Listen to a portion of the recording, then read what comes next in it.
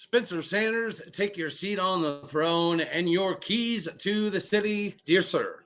You are Locked On Oklahoma State, your daily podcast on the Oklahoma State Cowboys, part of the Locked On Podcast Network, your team every day.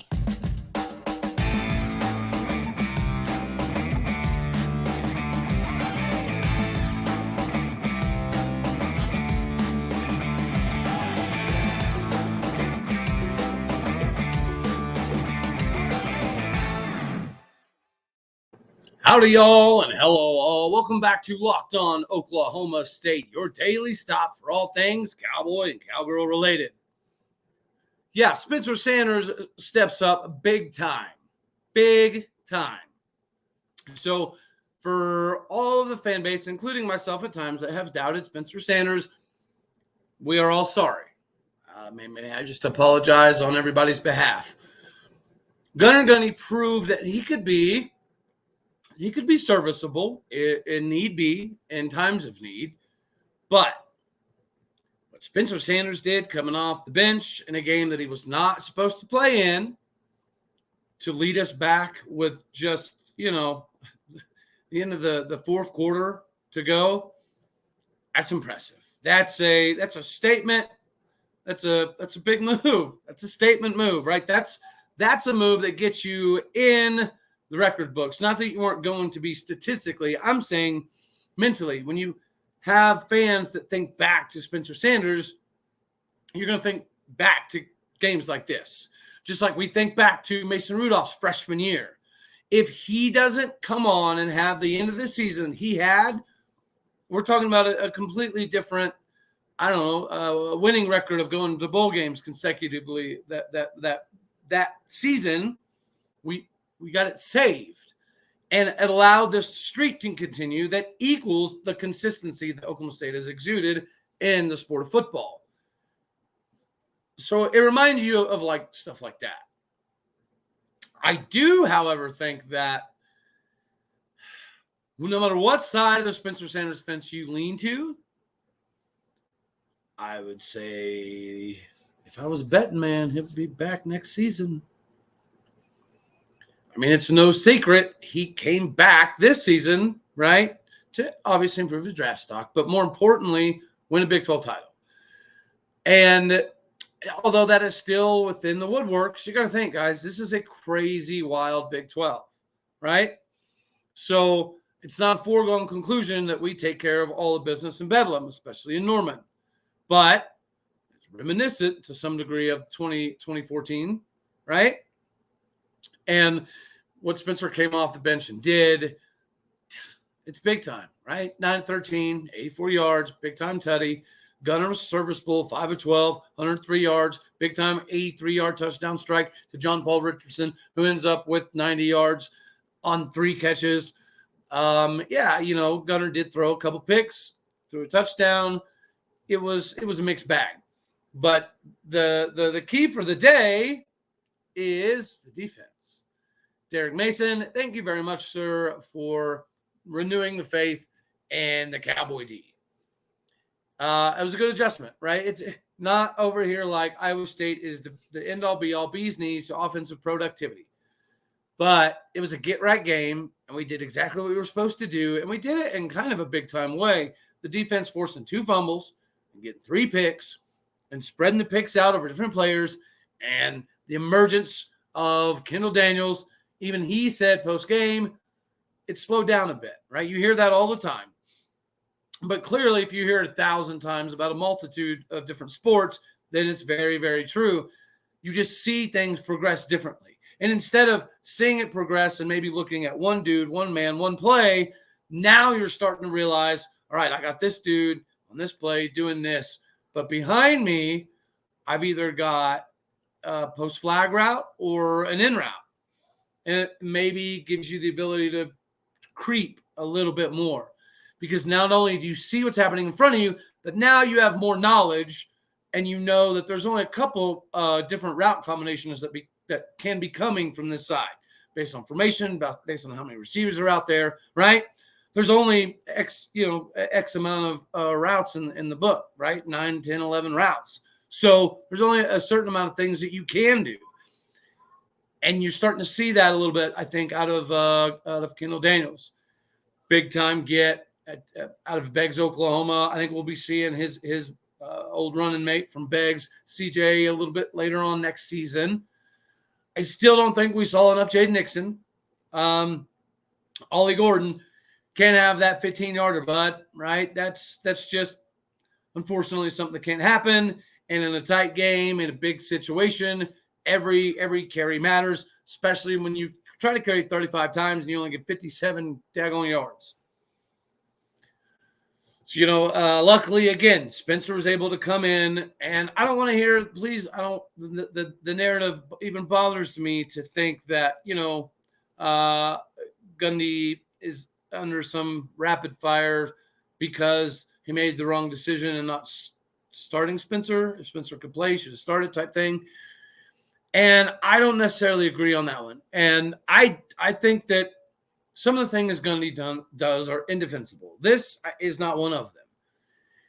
We should have been able to beat Iowa State regardless of who's playing quarterback. And I think that was the thought process is, yeah, Spencer maybe can go, but he had a big tragedy happen earlier on in the week with a death in his family, a major one, right? And then he didn't practice all week. He was there, but he didn't practice. Not that that's completely foreign, but again, the goal is to beat Iowa State with Gunnar Gundy without having to, potentially use up more of Garrett Rangel's red shirt unnecessarily, and not having to put Spencer in the game, so that way he'd be ready, at least 85% ready physically for Bedlam. So not a bad call. What was a bad call is not getting a first down or trying for a first down in the last few minutes. That stuff's the frustrating part, right? The over-conservative, extremely predictable, run it up the gut 7-8 times in a row type stuff that just that's what's frustrating. Because what do?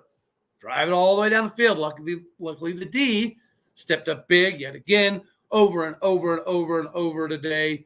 Very, very good performance. Like we did give up 333 yards, but the way that it was sprinkled around and the times we showed up in big moments was good.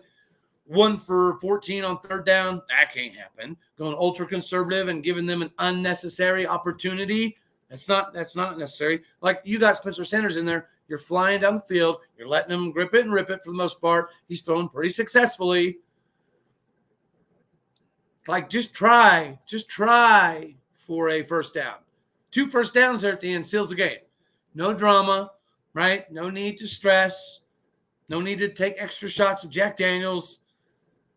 Just because Kendal Daniels is having a good game doesn't mean you as a coach need to introduce Jack Daniels to everybody out there, okay? As a fan base, that ain't fair. But, again, Derek Mason, thank you, sir. The defense was huge. Guys, Sean Michael Flanagan had a quiet, sneaky 10-tackle veteran game. Kendal Daniels has a 10-tackle game with a forced fumble, with a pick, all over the field. Didn't over-pursue today. Looked very, very good. Again, I don't think we saw enough Jaden Nixon. I don't think we saw enough DeAndre Jackson. Dom missed a couple big cutbacks. Not every running back misses cutbacks. I get it, but this is the issue with Dom, right? He sees something and he goes, which is not always a bad thing. But sometimes it's just another half a yard this way, and it's a 18-yard run instead of an 8-yard run, right? But which is why I like seeing a little bit more Jaden Nixon. Ollie Gordon had his opportunity. You can't have that 15-yarder, so I get him not coming back in, honestly. But Jaden Nixon, come on, man. He scores. That's three receiving touchdowns in the last few games. If he can he's just that shifty. He's got that shake in him. He's got that extra gear. He's got the vision to see a little bit more. I don't know whose decision it is to keep putting out the Dom Dozer, which, again, we all love. But it's just, it doesn't seem like we're missing something. Or, right? I don't know. I in practice, I don't know if Jaden Nixon just can't get it done. so they don't want to give him more touches. I'm not sure what the dealio is, but again, it was nice to see the D step up. Big-time moments. And in big-time moments, you need big-time players to step up. The defense did exactly that. And hats off, guys. Hats off, legitimately speaking.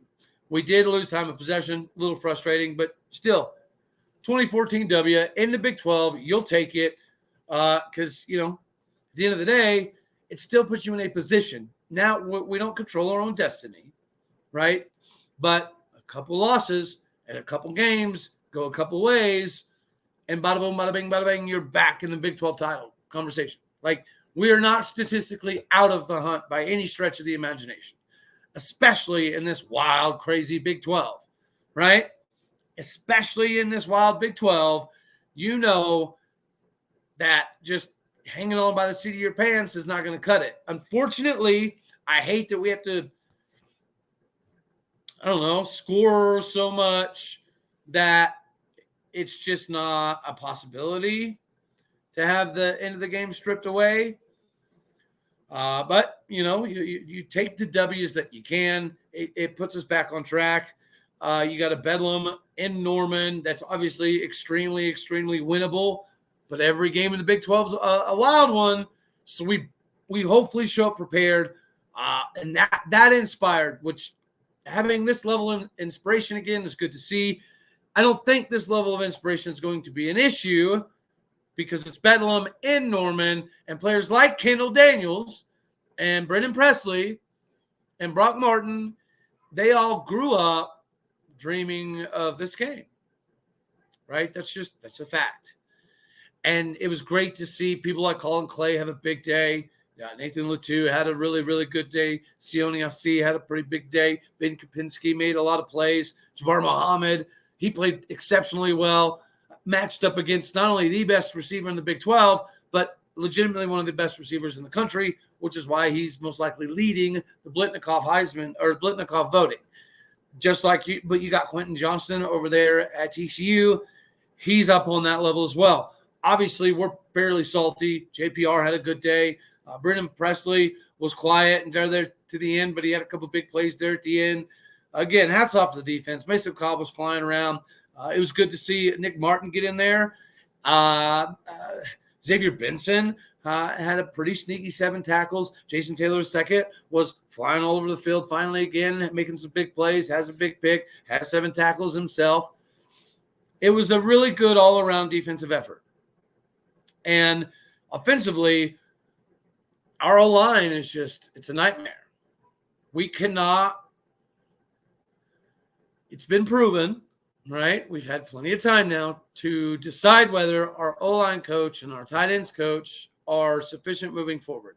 The answer is no, right? It's a resoundingly no. Hopefully, we've got somebody waiting in the wings.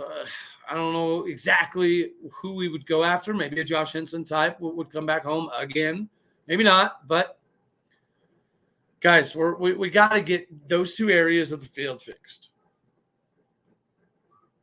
Maybe Spencer Sanders coming back next year dictates what Dunn does or doesn't do. Who knows? But regardless, I think there's obviously a very, very, very, very good possibility that he comes back next year. Even though we're not completely out of the Big 12 title hunt, it's not exactly what we had in mind with the amount of talent that we had. Injuries, they play a factor, but it was more inspiration and preparedness that were the biggest issue. They played inspired today. They played prepared today. The backups showed up big and did their job today. Some of the big-time kids step up, did their job. Spencer Sanders comes in, takes the key to the city. This is a game he'd be remembered for. Again, just like Mason Rudolph 2014, right? He saved the season. Spencer came in and saved the season. I actually put a poll out. And last I looked, the voting was not heavily, but a little bit of a decently margin voting for Spencer Sanders being the MVP. We're going to give him offensive MVP because almost equally, Kendal Daniels earned the defensive MVP. Sean Michael Flanagan, again, was quiet, 10 tackles. but a big-time veteran performance. And has a couple big-time tackles and a couple big-time moments as well. So it wasn't all fluff work. This was a good get-right game that we needed to get right, and we did. Seeing Spencer come in and do what he did at the end, right? It's those storybook moments. And again, it does change the trajectory a little bit because a couple balls bounce a couple different ways. And what our season goal was still in play. If that happens, if we make it to Arlington somehow and we rewrite that wrong, then Spencer might explore bouncing. But if we don't make it to Arlington, I would bet money that Spencer Sanders is back next season. And I think that's a win-win for all sides of the coin. Gary Rangel is going to be a good one. Zane Flores is going to be a fun prospect to develop. Gunnar Gundy is obviously always going to be somebody that does what's best for the team, but can come in when necessary to stem the tide and manage a situation. Defense maybe starting to come around. Maybe Mason lighting that fire has allowed a few players to just do a little bit more. The ones that are starving to get on the field, like the Ben Kapinskis and the Nathan Latu's, when they get their shot and they're called upon and they show up and they deliver, much like Cam Smith did for a good chunk of games. When the young kids are being called upon, they're delivering right now. Guys, our D had 72 tackles. 72 tackles. That's a good performance. No matter who you're playing against, whether it's in practice, against the scout team, doesn't matter. That was a phenomenal job by Derek Mason on the defense. That was a good response. It was good to see. Hats off to Iowa State's defense. You're as advertised. That 3-3-5 is absolutely no joke. And y'all run it to perfection because your coordinator is really one of the biggest inventors of. It's coming around. It's sprinkling itself all over. And, so hats off to Iowa State. Played a good game. You have a phenomenal defense. Biggest hats off to the defense. Enjoy this one. Celebrate this one. But let's show up this fired up, this inspired to just put a thumping on OU. This is a season that is a possibility. And again, everybody just stay pumped up. We still have a shot at this Big 12 title thing. If we can stop this ultra-conservative crap fest every now and again and just play a little bit more like our season depends on it. Like if you have the gall to bring in Spencer Sanders knowing he's hurt at the end of the game because you're playing like the season depends on it, then clearly you recognize the significance of this next couple weeks. So, yeah, reports were we had our best week of practice. Again, we played that way. Hopefully this carryover, because again, positive carryover is a big deal. Hopefully this carryover that is going to be obviously positive is defensively oriented, and this is the new defense we see moving forward. If so, we're in good shape, right? So it'll be another good week. It'll be hopefully another good week of preparation. It'll be another good week here on the show to get off this little couple games losing streak we've been on. Not all bad. Congrats to Gunnar on getting in there and having a few big time plays, right? Managing the game enough. Defense, not enough you can say. Yeah, this was a Jim Knowles style performance. So again, hats off to you, sir. Hats off to the defense. Thank you for everybody for voting on the poll. Spencer Sanders, where's that crown? He earned it tonight. That's for sure. Well, guys, make sure you do follow me on Twitter at AllDayOState. Facebook also AllDayOState. And keep tuning in. We'll keep putting out a lot of content. Tomorrow, we've got quite a few Cowboys playing in the NFL. So that'll be fun to kind of touch on some of that. Get some more comps in as well. Until then, God bless. Go Pokes. I love you all. And I'll see you all tomorrow.